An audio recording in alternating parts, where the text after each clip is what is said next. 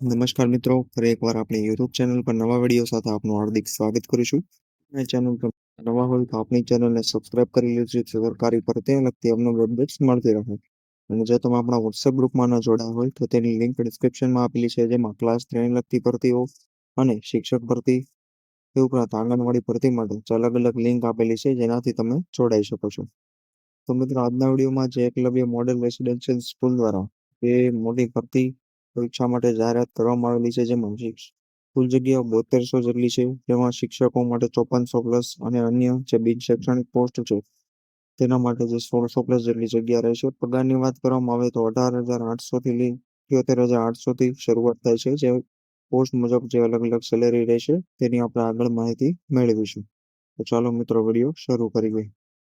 તો મિત્રો, સૌપ્રથમ તમે જોઈ શકો છો EMRSS એટલે કે એકલવ્ય મોડેલ રેસિડેન્શિયલ સ્કૂલ જે સિલેક્શન એક્ઝામ 2025 છે તેનું આ સંપૂર્ણ જે બુલેટિન છે તેના પર તમને જે સંપૂર્ણ માહિતી મળી જશે. તો અરજી કરવાની છેલ્લી તારીખ જોવામાં આવે તો અહીં 23/10/2025 દર્શાવેલી છે. ત્યારબાદ અન્ય જે પ્રોસેસિંગ ફી એટલે કે એક્ઝામ ફીસ કેટલી રહેશે, કઈ પોસ્ટ માટે અને રિઝર્વેશન કેટેગરી માટે કેટલી જે એક્ઝામ ફીસ રહેશે તેની માહિતી આપેલી છે, તો તે તમે અહીં જોઈ શકો છો. ત્યારબાદ જે વેકેન્સી જોવામાં આવે તો પ્રિન્સિપલ છે, પીજીટી શિક્ષક છે, female staff nurse, hostel warden, accountant, ત્યારબાદ જેએસએ લેબ અટેન્ડન્ટ, એમ કુલ 7267 જેટલી વેકેન્સી છે તે તમે અહીં જોઈ શકો છો. ત્યારબાદ જે અહીંયા શિક્ષકોમાં જે ભાષા મુજબ એટલે અલગ-અલગ વિષય મુજબ કેટલી ભરતી છે તેની પણ સંપૂર્ણ માહિતી આપવામાં આવેલી છે, તે પણ તમે અહીં જોઈ શકો છો.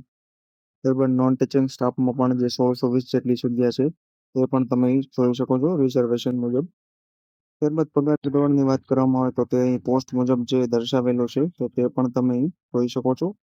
અહીં જે સબ્જેક્ટ છે, ત્યારબાદ નોન ટીચિંગ સ્ટાફ માટે પણ જે કેટલા લેવલ અને કેટલા મુજબ જે પગાર રહેશે તેની માહિતી આપવામાં આવેલી છે, તો તે પણ તમે અહીં જોઈ શકો છો. ત્યારબાદ મોડ ઓફ એક્ઝામિનેશન જેવી તમામ માહિતી આ સંપૂર્ણ જે બુલેટિન છે તેમાં આપવામાં આવેલી છે.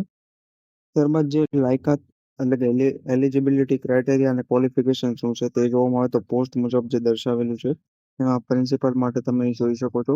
જે ખૂબ જે ડિટેલમાં લાયકાત ક્વોલિફિકેશન આપેલા છે તેમાંથી તમે લાગુ પડતું હોય તો તમે એપ્લાય કરી શકો છો. પીજીટી શિક્ષક રહેશે. ત્યારબાદ જે ટીજીટી શિક્ષક માટે પણ તમે લાયકાત જોઈ શકો છો, પીજીટી ટીજીટી, અને જે અન્ય જે પોસ્ટ છે તેના માટે પણ અહીં સંપૂર્ણ લાયકાત દર્શાવવામાં આવેલી છે.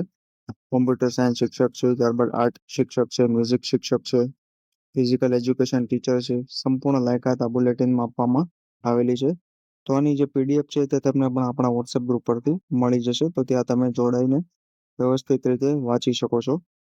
તો આજના વિડીયોમાં બસ આટલું જ. ફરી મળીશું નવી માહિતી સાથે.